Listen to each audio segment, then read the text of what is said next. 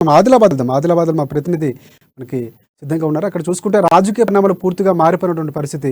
ఒక్కసారి కంది శ్రీనివాసరెడ్డి కాంగ్రెస్ పార్టీలో చేరడంతో ఒక్కసారిగా అనుకున్న అంచనాలు తలకిందులయ్యాయి. ఇప్పుడు ఇంతవరకు జోగురామన్నకు గట్టి ఎదురు దెబ్బ తగులుతుంటే దానికి మించినటువంటి దెబ్బ తగిలే అవకాశం కూడా కనిపిస్తుంది. పూర్తిగా శరవేగంగా అక్కడ ఉన్నటువంటి రాజకీయ పరిస్థితులు మారిపోతున్నాయి. ఇందుకే అక్కడ పూర్తి అప్డేట్స్ ఏంటి, జనాలు ఏమనుకుంటారు చెప్పండి జోషి. Good evening Rajasekhar. కంది శ్రీనివాసరెడ్డి ఏవైతే ఎన్ఆర్ఐగా ఉంటున్నటువంటి కేఎస్ఆర్ ఫౌండేషన్ అధినేత కంది శ్రీనివాసరెడ్డి గత సంవత్సర కాలంగా ఇక్కడ ఏవైతే సేవా కార్యక్రమాలు సామాజిక కార్యక్రమాలతో ముందుకెళ్తున్నటువంటి నేపథ్యంలో ఆయన గత సంవత్సరము బీజేపీలో చేరడం జరిగింది. బీజేపీ రాష్ట్ర నాయకుడిగా కొనసాగుతున్నటువంటి క్రమంలో ఇక్కడ ఉన్నటువంటి పరిస్థితికి ఇప్పుడు కొద్ది రోజుల క్రితం 2 రోజుల క్రితం కాంగ్రెస్ పార్టీలో చేరినప్పటికీ ఇప్పటికి చూసుకుంటే ఇక్కడ ఉన్నటువంటి ఆదిలాబాద్ నియోజకవర్గమే కాకుండా ఆ చుట్టుపక్కల ప్రాంతాల్లో కూడా రాజకీయ ముఖ చిత్రం శరవేగంగా మారుతున్నట్లుగానైతే తెలుస్తోంది. ఇంతకాలము ఇక్కడ ఆదిలాబాద్ నియోజకవర్గానికి సంబంధించినటువంటి పరిస్థితులు చూసినట్లయితే ఇక్కడ అధికార బీఆర్ఎస్ పార్టీతో బీజేపీ పార్టీకి మాత్రమే పోటీ ఉంటుంది అనేటటువంటి ఒక అభిప్రాయాలు వ్యక్తమైన దానికి కారణము అంటే ఇక్కడ రాజకీయంగా సీనియర్ నేతగా ఉన్నటువంటి మాజీ మంత్రిగా ఉన్నటువంటి రామచంద్రారెడ్డి వయోభారం కారణంగా ప్రస్తుతము రాజకీయాల్లో చురుగ్గా లేనటువంటి నేపథ్యం. అలాగే గత 2 ఎన్నికల్లో కూడా కాంగ్రెస్ పార్టీ 3వ స్థానంలో నిలిచినటువంటి నేపథ్యం. చూసినట్టే కేవలం బీజేపీ బీఆర్ఎస్ మధ్యనే ఇక్కడ ప్రధాన పోటీ ఉండేటటువంటి అభిప్రాయాలు వ్యక్తమైనాయి. అయితే దానికి భిన్నంగా 2-3 రోజుల క్రితం కాంగ్రెస్ పార్టీలో ప్రియాంక గాంధీ సమక్షంలో కాంగ్రెస్ తీర్థం పుచ్చుకున్నటువంటి కంది శ్రీనివాసరెడ్డి రాజకీయానికి సంబంధించినటువంటి విషయాన్ని చూసినట్లయితే ప్రస్తుతం ఆదిలాబాద్ లో పూర్తిగా రాజకీయం అంతా పూర్తిగా రసవత్రంగా మారినటువంటి నేపథ్యం. అధికార పార్టీలు ఈ అంశానికి సంబంధించి కొంత గుబులు కలుగుతున్నట్టుగానైతే తెలుస్తోంది. అయితే మరోవైపు ఇంతకాలం బీజేపీ పార్టీలో కొనసాగినటువంటి కంది శ్రీనివాసరెడ్డి ఉన్నటువంటి పార్టీ మారటం కాంగ్రెస్ లో చేరినటువంటి నేపథ్యంలో దానికి సంబంధించినటువంటి కమలదళంలో కూడా కొంత అంతర్మదనం అయితే ఉన్నట్లుగానైతే తెలుస్తోంది. అంటే ఈ విషయంలో బాహటంగా ఎవరు అభిప్రాయాలు వెల్లడించినప్పటికీ కూడా ఆ పార్టీకి సంబంధించినటువంటి ఎవరైతే టికెట్ అవహులు ఉన్నారో వాళ్ళకు సంబంధించినటువంటి ప్రధాన అనుచరులు ఉన్నారో వాళ్ళు కూడా అందరూ అంటే ఒక ధీమాను మాత్రం పైకి వ్యక్తం చేస్తున్నప్పటికీ ఆ యొక్క పార్టీకి సంబంధించినటువంటి క్యాడర్ ఎవరైతే ఉన్నారో నికాసైనటువంటి బీజేపీకి సంబంధించి కేవలం ఎటువంటి పదవులు కానీ బాధ్యతలు కానీ ఆశించినటువంటి క్యాడర్ ఏదైతే ఉందో అభిమానులు ఎవరైతే ఉన్నారో వాళ్ళలో ఒక రకమైనటువంటి అంతర్మదనానికి సంబంధించిన అభిప్రాయాలు వ్యక్తమవుతున్నటువంటి నేపథ్యం. అంటే కంది శ్రీనివాసరెడ్డి రూపంలో ఒక మంచి బలమైనటువంటి నేత తమ పార్టీకి దొరికినటువంటి నేపథ్యంలో ఈ మారు ఖచ్చితంగా ఆదిలాబాద్ గడ్డ బీజేపీకి సొంతమవుతుంది అనేటటువంటి ధీమాలో ఉన్నటువంటి ఆ క్యాడర్ అంతా కూడా ఇప్పుడు ఒక్కసారిగా కొంత ఢీలా పడ్డట్లుగానైతే తెలుస్తోంది. ఒక మంచి నాయకుడిని కోల్పోకుండా ఉండేందుకు అవసరమైన రైట్ జోషి, ఇక్కడ ప్రధానంగా చూసుకుంటే కాంగ్రెస్ పార్టీకి ఏదైతే గ్రౌండ్ లెవెల్లో ఉన్నటువంటి ఓటు బ్యాంక్ అనేది సరైనటువంటి నాయకులు లేకపోవడంతో దాన్ని క్యాష్ చేసుకొని రాజకీయంగా ముందుకు వెళ్ళడానికి ఎమ్మెల్యే సీట్ సంపాదించడానికి అవకాశం లేకపోయినటువంటి పరిస్థితి గతంలో చూస్తాం. అంటే ఇప్పుడు ఆ పరిస్థితిని ఒకసారిగా కంది శ్రీనివాసరెడ్డి పార్టీ మారుతూ ఒకసారిగా ఓటర్లందరూ ఇటువైపు వచ్చి మరింత బలం చేకూర్చేలాగా కాంగ్రెస్ పార్టీకి కానీ కంది శ్రీనివాసరెడ్డికి లబ్ధి చేకూరే విధంగా ఉంటుందని మనం భావించవచ్చు అంటారు. ఖచ్చితంగా ఇక్కడ దశాబ్దాల పాటు రాజకీయాలను శాసించినటువంటి పార్టీగా కాంగ్రెస్ పార్టీకి ఇక్కడ చెప్పుకోదగ్గ స్థాయిలో అంటే 2014 ఎన్నికల్లో కావచ్చు 2018 ఎన్నికల్లో కావచ్చు సుమారుగా 30,000 వరకు ఓటు బ్యాంకును ఆ యొక్క పార్టీ తరఫున బరిలో నిలిచినటువంటి అభ్యర్థులు ఇద్దరు పొందడం జరిగింది.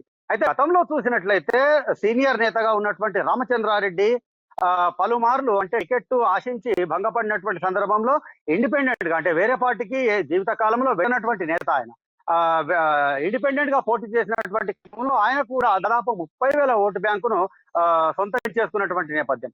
అంటే ఇక్కడ రామచంద్రారెడ్డికి ఇక్కడ తన స్వంత ఓటు బ్యాంకు 30,000 వరకు ఉంది అనేటటువంటి విశ్లేషణలు అయితే ఇక్కడ స్థానికంగా వినిపిస్తూ ఉంటాయి. అదే సమయంలో 30,000 వరకు కాంగ్రెస్ పార్టీకి చెందినటువంటి ఓటు బ్యాంకు ఉంది అనేటటువంటి అభిప్రాయాలు ఉంటూ ఉంటాయి. అయితే ఈ యొక్క నేపథ్యంలో అంటే 50,000 పైచిలకు ఓటు బ్యాంకు ఇప్పుడు అంటే రామచంద్రారెడ్డికి సంబంధించినటువంటి పూర్తి ఆశీస్సులు కంది శ్రీనివాసరెడ్డికి ఉన్నట్లుగా అభిప్రాయాలు వ్యక్తమవుతున్నటువంటి నేపథ్యంలో ఎన్నికల సందర్భంలో ఇది పూర్తిగా ఫలించినటువంటి నేపథ్యం ఉన్నట్లయితే కనుక కేవలం ఒక 20 నుండి 25,000 ఓట్ల కొరకు మాత్రమే కాంగ్రెస్ అభ్యర్థిగా కేఎస్ఆర్ పోటీ పడాల్సినటువంటి అవసరం ఉందన్నటువంటి అభిప్రాయాలు వ్యక్తమవుతున్నాయి. అయితే ఇదే సందర్భంలో ఇక్కడ మైనారిటీ ఓటు బ్యాంకు కూడా చెప్పుకోదగ్గ స్థాయిలో ఉన్నటువంటి నేపథ్యంలో మైనారిటీ ఓటర్లందరూ కూడా అంటే ఒక బలమైనటువంటి అభ్యర్థి లేనటువంటి సందర్భంలో ఇటు కాంగ్రెస్ కు కాకుండా అసంతృప్తిగానైనా సరే పూర్తి సమ్మతితో కాకుండానైనా సరే తప్పని పరిస్థితుల్లో అధికార టిఆర్ఎస్ వైపు మగ్గినటువంటి నేపథ్యం. అయితే ఇప్పుడు ప్రస్తుతము కాంగ్రెస్ పార్టీకి కంది శ్రీనివాసరెడ్డి రూపంలో ఒక బలమైనటువంటి నేత లభించినటువంటి నేపథ్యంలో ఖచ్చితంగా మైనారిటీలలో ఓటు బ్యాంకు మాత్రం ఓట్లు చీలిక తప్పదు అనేటటువంటి అభిప్రాయాలు వ్యక్తమవే కాకుండా గత అనుభవాల దృష్ట్యా చూసినట్లయితే ఈ మారు కంది శ్రీనివాసరెడ్డి పూర్తిగా అంటే గెలుపు అవకాశాలు చాలా అద్భుతంగా ఉన్నట్లుగానైతే స్థానికంగా అభిప్రాయాలు వ్యక్తమవడమే కాకుండా కాంగ్రెస్ పార్టీకి సంబంధించినటువంటి శ్రేణుల్లో కూడా పూర్తిగా ఎన్నికలకు సంబంధించినటువంటి కథనోత్సాహం అయితే కనిపిస్తోంది. ఇప్పటికీ ఇంకా కంది శ్రీనివాసరెడ్డి ఆదిలాబాద్ కు చేరుకున్నటువంటి పరిస్థితి. ఆయన రాక కొరకు ఇక్కడ కాంగ్రెస్ శ్రేణులన్నీ కూడా ఎదురు చూస్తున్నటువంటి నేపథ్యం. ఆయన రాగానే ఇక ఎన్నికలకు సంబంధించినటువంటి రంగంలో దూకడానికి ఆ పార్టీకి సంబంధించినటువంటి శ్రేణులన్నీ కూడా పూర్తి సమయత్తంగా ఉన్నటువంటి సందర్భము. అదే సమయంలో మరోవైపు బీజేపీకి సంబంధించి చూసినట్లయితే టికెట్ విషయంలో గతంలో ఉన్నటువంటి అనిశ్చితే కొనసాగుతున్న నేపథ్యము. మరోవైపు ఆ పార్టీలో కొన్ని కొన్ని చీలికలకు సంబంధించినటువంటి అభిప్రాయాలు కూడా వ్యక్తమవుతున్నటువంటి నేపథ్యంలో రాబోయే రోజుల్లో ఇక్కడ పరిస్థితులు ఏ విధంగా ఉంటాయి అనేటటువంటి ఒక అనుమానాలతో పాటుగా కంది శ్రీనివాసరెడ్డి రూపంలో ఇక్కడ కాంగ్రెస్ కు మంచి రోజులు రానున్నాయి అనేటటువంటి అభిప్రాయం అయితే వ్యక్తమవుతున్నటువంటి రాజశేఖర్. అయితే ఒకటి జోషి ప్రధానంగా చూసుకుంటే కంది శ్రీనివాసరెడ్డి అనే ఒక నాయకుడు చూసుకుంటే ఎన్ఆర్ఐగా వచ్చి పుట్టిన ఊరికి రుణం తీసుకునే నేపథ్యంలో సేవా కార్యక్రమాలతో తను ముందుకెళ్తున్నటువంటి పరిస్థితి, నిత్యాన్నదాన కార్యక్రమం ఎవరు చేయని విధంగా కంటిన్యూగా చేస్తున్నటువంటి పరిస్థితి. అలాగే ఎవరికి ఏ కష్టం వచ్చినట్టునే సాయం చేయడం, వారికి భరోసా కల్పించడం, ఆ విధంగా ఒక సేవా నిరతిగా ఒక సేవకుడిగా మంచి గుర్తింపు పొందినటువంటి నాయకుడిగా ఉన్నటువంటి నేపథ్యంలో ఏదైతే సాక్షాత్తు ప్రియాంక గాంధీ సమక్షంలో యువ సంఘర్షణ సభలో ఏదైతే పార్టీ మార్పు కూడా ఒక రకంగా గట్టి సంకేతంగానే చెప్పుకోవచ్చు అంటారు. అంటే అక్కడ ఉన్నటువంటి నేతలకి, ఆదిలాబాద్లో స్థానికమైనటువంటి నేతలకి బలమైనటువంటి నాయకుడు వస్తున్నాడు అక్కడి నుంచి, అంటే ఆ పార్టీలో ఏదైతే యువ సంఘర్షణ సభలో జాయిన్ అవ్వడం మనం ఒక ఫస్ట్ ఇంప్రెషన్గా లేకపోతే ఒక శుభ పరిణామంగా చెప్పుకోవచ్చు అంటారు. ఖచ్చితంగా ఇప్పటి వరకు ఉన్నటువంటి రాజకీయ సమీకరణాలు ఒక్కసారిగా కంది శ్రీనివాసరెడ్డి కేసీఆర్ పార్టీ మార్పుతో ఇక్కడ పూర్తిగా రాజకీయ సమీకరణాలు మారినట్టుగానైతే తెలుస్తోంది. అయితే ఇంతకాలము కొంత అంటే రెండు ఎన్నికల ఫలితాల దృష్ట్యా చూసినట్లయితే కేవలం పోటీ అధికార పార్టీతో పాటుగా బీజేపీ మధ్యనే ఉంటుంది అనేటటువంటి అభిప్రాయాలు ఇప్పుడు పూర్తిగా రూపు మారినటువంటి పరిస్థితి అనిపిస్తోంది. రాబోయే రోజుల్లో ఇక్కడ పూర్తిగా త్రిముఖ పోటీ ఉండేటటువంటి అవకాశం ఉంది. అలాగే ఆ యొక్క త్రిముఖ పోటీలో ఇప్పుడు ప్రస్తుతం ఉన్నటువంటి అధికార బీఆర్ఎస్ పార్టీ కొంత చిక్కులు ఏర్పడటం ఖాయం అనేటటువంటి విషయంతో పాటుగా గత రెండు ఎన్నికలకు సంబంధించినటువంటి ఏదైతే బీజేపీకి సంబంధించినటువంటి ఫలితాలు అంటే అలాగే టికెట్ కు సంబంధించినటువంటి సమీకరణాలు ఈ మారు కూడా అదే విధంగా ఉన్నట్లయితే మాత్రం ఇక్కడ ఉన్నటువంటి ఎవరైతే ఉత్తర భారతానికి సంబంధించినటువంటి గుజరాతీలు, మార్వాడీలు, రాజస్థానీలు ఎవరైతే ఉత్తర భారతానికి సంబంధించినటువంటి ఉన్నారో వాళ్ళందరూ కూడా చెప్పుకోదగ్గ స్థాయిలో ఓటు బ్యాంక్ ఉన్నటువంటి నేపథ్యం.